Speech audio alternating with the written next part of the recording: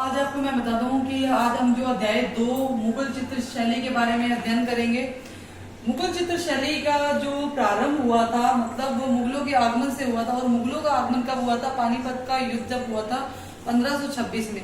ठीक है, लेकिन उससे पहले आपको बता दूं इसका प्रथम शासक कौन था, किसने सबसे पहले साम्राज्य संभाला था या दिल्ली का शासक सबसे पहले कौन बना था मुगल काल के अंदर।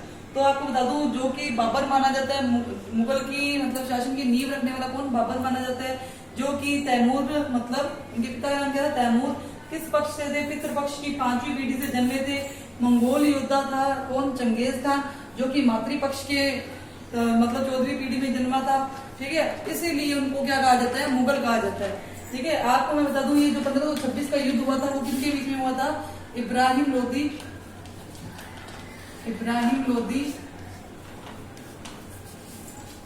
व बाबर के बीच में।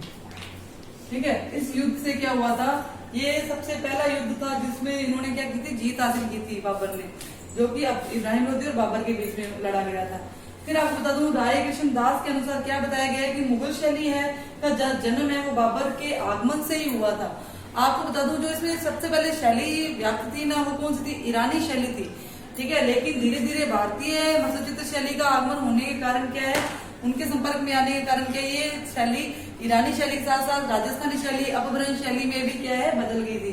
फिर आपको बता दूं कि ईरानी व राजस्थानी शैली मुगल शैली की क्या है? जन्मदाता माना गया। किसको? ईरानी शैली और राजस्थानी शैली को। ठीक है, इसके बाद में हम पढ़ेंगे बाबर के बारे में कि बाबर कौन था और उसका आगमन जब 1526 में हुआ था। तो सबसे पहला जो शासक था कौन है? बाबर। लेकिन आपको मैं बता दूं कि बाबर से पहले जो शासक आए थे जैसे हुमायूं है, अकबर है, ठीक है, जहांगीर है और शाहजहां है।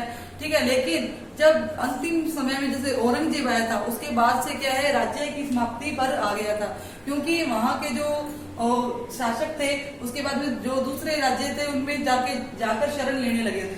ठीक है, अब सबसे पहला पॉइंट है कौन सा? बाबर। बाबर का जो आगमन हुआ था मतलब सही रूप से आगमन माना जाता है वो कब माना जाता है? 1526 में माना जाता है, पानीपत के युद्ध में मतलब जब विजय हासिल कर ली थी। ठीक है, फिर इसमें लेकिन बाबर ने कम समय तक क्या किया था? शासन किया था, क्योंकि 1530 ईस्वी में क्या हो गई थी? उनकी मृत्यु हो गई थी 1530 ईस्वी में। ये माना जाता है कि पूर्व का जो राखेल है मतलब बाबर जो 2 चित्रकारों को लेके आया था ना जिन्हें पूर्व का राखेल कहा जाता है। किसको? पूर्व का राखेल। कौन कौन से थे वो? एक तो था बेहजाद और दूसरा बेहजाद है शाह मुजफ्फर।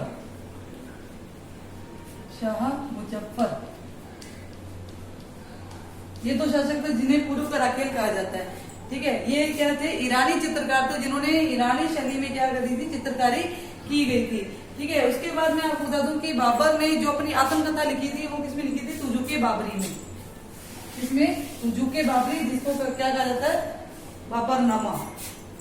जो बाबर की आत्मकथा है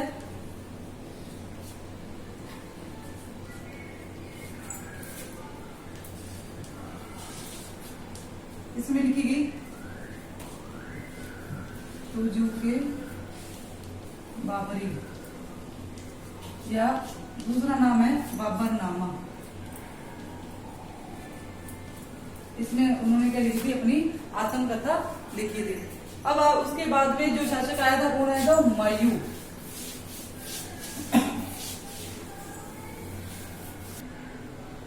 उसके बाद जो शासक आया था वो कौन आया था? बाबर के बाद उसका बड़ा बेटा कौन? हुमायूं आया था। इसने जो शासन संभाला था वो संभाला था 1530 से 1556 तक। ठीक है, ये शासन संभाला था।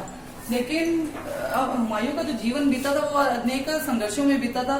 लेकिन ईरान के जो शाह थे उनकी मदद से ये भारत क्या था? वापिस आया था। उसके बाद में आपको बता दूं कि हुमायूं जब भारत वापस आया था तो वो 2 ईरानी चित्रकारों के साथ भी आया था। वो ईरानी चित्रकार कौन थे? मीर सैयद अली, ठीक है, जुदाई के नाम से जाना जाता है, ख्वाजा अब्दुल समद शिराजी। ठीक है, और क्योंकि हुमायूं था जो कला में व्याप्त था मतलब कला प्रेमी माना जाता है हुमायूं को। और हुमायूं ने क्या किया था, मतलब जो 2 चित्रकार लेके आया था वो मीर सैयद अली और अब्दुल समद सिराजी, जो कि हस्तपूर्ण क्या थे, कला में प्रसिद्ध थे। ठीक है, उन्होंने मतलब अकबर के समय में ही क्या चित्रकारी की थी, दास्तान ए अमीर हमजा या हमजनामा भी कहा जाता है। ठीक है, और अकबर ने ही इन दोनों जो चित्रकार है उनसे क्या करी थी, चित्रकारी सीखी थी।